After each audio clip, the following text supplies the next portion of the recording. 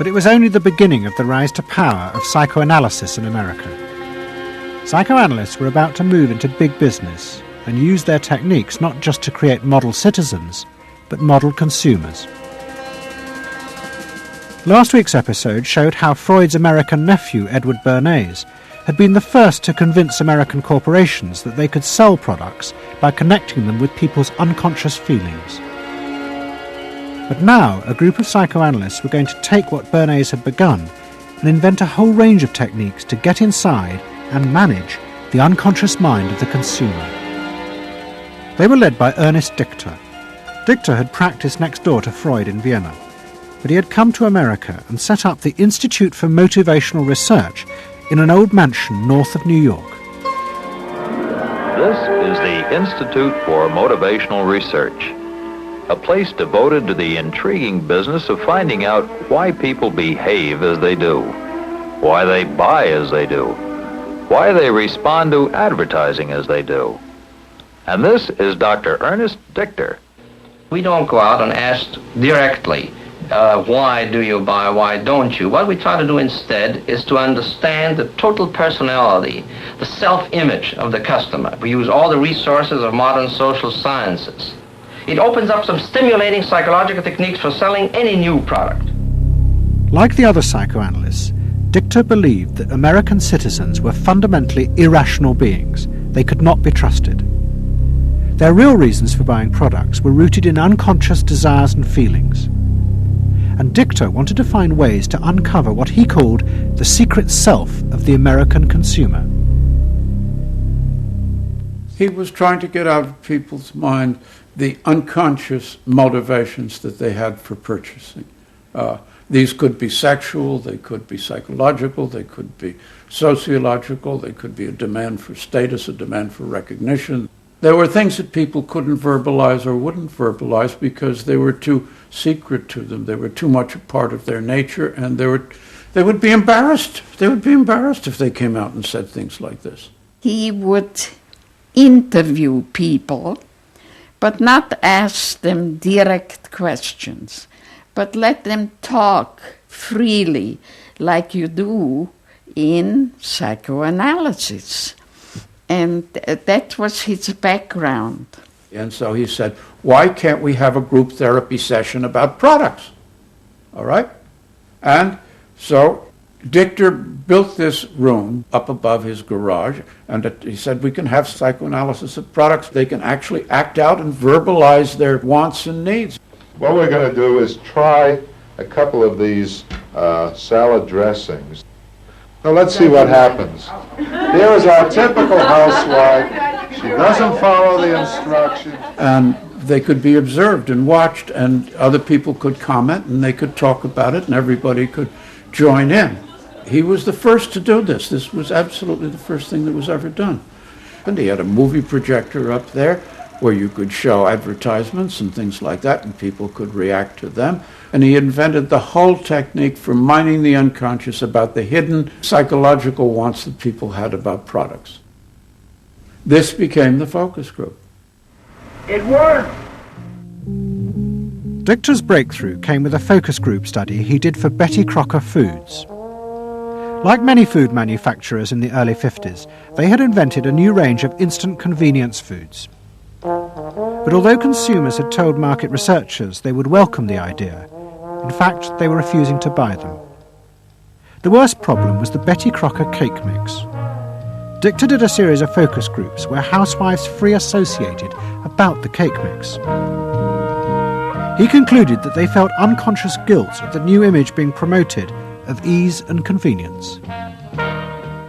In other words, he understood that the barrier to the consumption of the product was the housewife's feeling of guilt about using it.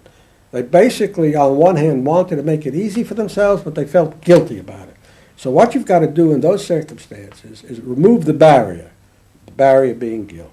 The way you do that is to give the housewife a greater sense of participation. And how do you do that? By adding an egg. Simple as that. As simple as that. Ditchter told Betty Crocker to put an instruction on the packet that the housewife should add an egg. It would be an unconscious symbol, he said, of the housewife mixing in her own eggs as a gift to her husband, and so would lessen the guilt.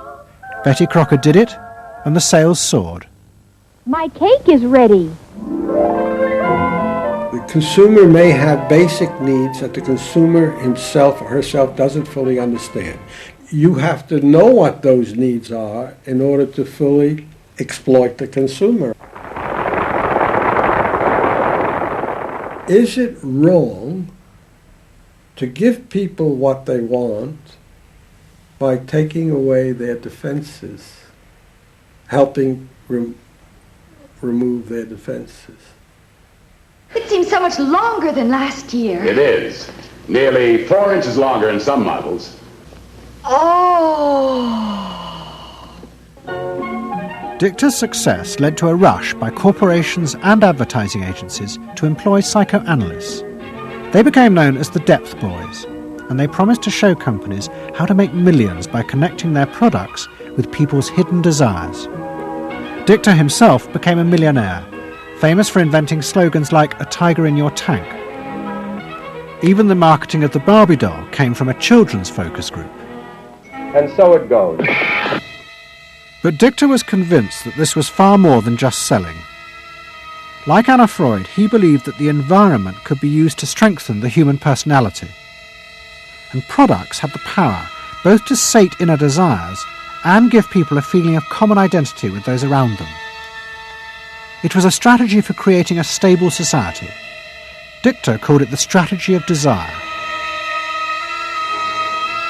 To understand a stable citizen, you have to know that modern man quite often tries to work off his frustrations by spending on self-gratification.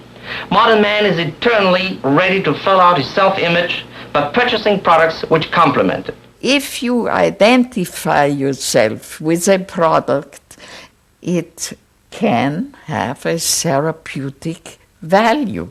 It improves your self-image, and you become a more secure person, and you have suddenly this confidence of going out in the world and doing what you want successfully.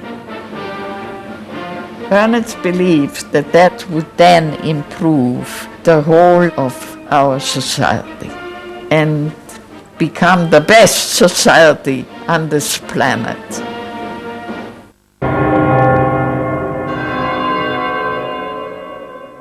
By the early 50s, the ideas of psychoanalysis had penetrated deep into American life. The psychoanalysts themselves became rich and powerful. Many had consulting rooms overlooking Central Park in New York. Politicians and famous writers like Arthur Miller and Tennessee Williams became their patients. They were seeking not just help, but to understand the hidden roots of human behavior. We were sought after. Washington was interested in what we think. You know, the important writers, important politicians were undergoing psychoanalysis. It was, we had waiting lists because there were so many patients that wanted to be analyzed. So it gave us a little bit of a swellhead. And as the psychoanalysts' ideas took hold in America, a new elite began to emerge in politics, social planning, and in business. What linked this elite was the assumption that the masses were fundamentally irrational. To make a free market democracy like America work, one had to use psychological techniques to control mass irrationality. They actually believed that this elite was necessary because individual citizens were not capable, if left alone, of being democratic citizens. The elite was necessary in order to create the conditions that would produce individuals capable of behaving as a good consumer and also behaving as a democratic citizen. They didn't see their activities as anti-democratic, as undermining the capacity of individual citizens for democracy. Quite the opposite. They understood that they were creating the conditions for democracy's survival and future.